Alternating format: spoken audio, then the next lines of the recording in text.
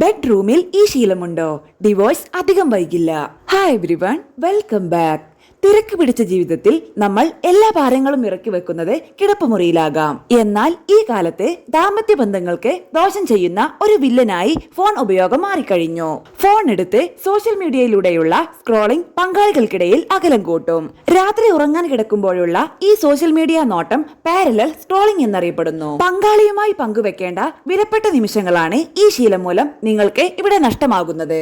മിക്കവരും ഫോൺ നോക്കി ഉറക്കം വരുമ്പോൾ ഒന്നും മിണ്ടാതെ ക്ഷീണം മൂലം ഫോൺ മാറ്റിവെച്ച് കിടന്നുറങ്ങുന്നു. രാത്രി കാലത്തെ ഫോൺ ഉപയോഗം ഒരേ കിടക്കയിലാണെങ്കിലും പങ്കാളികളെ രണ്ട് ധ്രുവങ്ങളിൽ എത്തിക്കുകയും ചെയ്യും.